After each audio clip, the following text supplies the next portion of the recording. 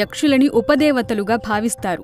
స్వర్గలోకంలో ప్రధానంగా 3 రకాల తెగలున్నాయి: దేవతలు, గణదేవతలు, ఉపదేవతలు.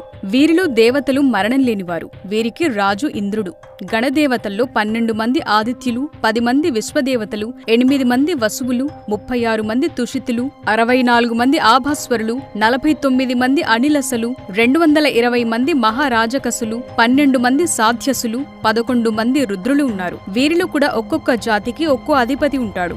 ఉపదేవతల్లో విద్యాధరులు, అప్సరసలు, యక్షులు, రాక్షసులు, గంధర్వులు, కిన్నెరులు, పిశాచులు, గుహ్యకులు, సిద్ధులు, భూతాలు ఉన్నాయి. వీరిలో కూడా ఒక్కొక్క జాతికి ఒక్కో అధిపతి ఉంటాడు. యక్షులు కశ్యప ప్రజాపతి ముని అనే ఆమెకు జన్మించారు. యక్షులు అనగానే వాళ్లు దయ్యాలేమో అనే అభిప్రాయం చాలా మందికుంది. కానీ మన శివ పంచాక్షరి స్తోత్రంలో శివుడిని స్తుతిస్తూ యక్ష స్వరూపాయ అని అంటాం కదా. శివుడు దేవుడు కాబట్టి వీళ్లు కూడా దేవతలతో సమానంగా శక్తులు కలిగి ఉంటారు. ఈ యక్షుల నివాసం అధో లోకాల్లో ఒకటైన తలాతలం, అతలంలో పిశాచగణాలు, వితలంలో గుహ్యాకులు, సుతలంలో రాక్షసులు, రసాతలంలో భూతాలు, మహాతలంలో పితృదేవతలు, పాతాళంలో పన్నగులు అంటే సర్పజాతి ఉంటాయి.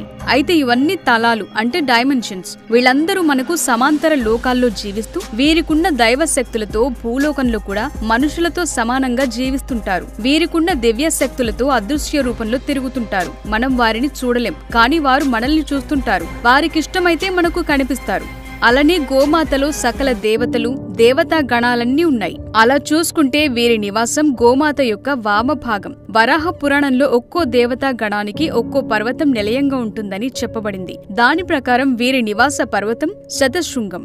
వీరిలో మగవారిని యక్షుడు అని, ఆడవారిని యక్షిణి అని అంటారు. వీరు సౌందర్యమైన శరీరాకృతిని కలిగి ఉంటారు. అలకా నగర పరిపాలకుడు కుబేరుడు యక్షులకి రాజు.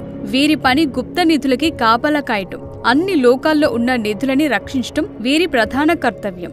వీళ్ల రాజు అయిన కుబేరుడు వీళ్ళందరినీ విభజించి ఒక్కో లోకానికి కొంతమందిని నియమిస్తాడు. నిధులని వీళ్లు సరిగా రక్షించలేకపోతే కుబేరుడు వీళ్ళని శిక్షిస్తాడు, కొంతమందిని శపిస్తాడు కూడా.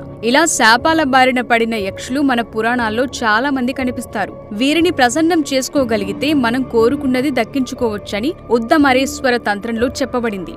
36 యక్షుణులు, వారి మంత్రాలు మరియు ఆచార సూచనలతో సహా వర్ణించబడ్డాయి. ఇదే విధంగా యక్షులు మరియు యక్షుణుల జాబితా తంత్రరాజ తంత్రంలో ఇవ్వబడింది. ఇక్కడ వీరు కోరుకున్నదంతా ఇచ్చేవారు. వీళ్లలో యక్షుణులు అంటే ఆడవారు అత్యంత శక్తి కలవారు. వారిని మనం ఆవాహనం కూడా చేసుకోవచ్చు. మన మనుషుల్లోనే కొందరు గొప్పవారైన సాధకులు అనేక యక్షిణి సాధనాల్లో వారి సాక్షాత్కారం పొందిన వారే. అటువంటి సమయాల్లో వాళ్లు మనిషి శరీరంలోకి చెవి ద్వారా ప్రవేశిస్తారట. వీళ్లు సాధారణంగా మంచి చేస్తూ శాంతంగా ఉంటారు, కానీ కొద్ది మంది రౌద్రంగా ఉండి చెడు చేస్తారట. యక్షులు మంచి కళా పోషకులని అంటారు. మనకి బాగా తెలిసిన యక్షిణి తాటకి.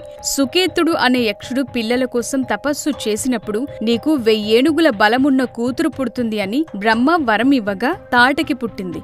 ఈమెను జజరుడను యక్షుని కుమారుడైన సుందుడికి ఇచ్చి పెళ్లి చేయగా వారికి మారీచుడు పుడతాడు.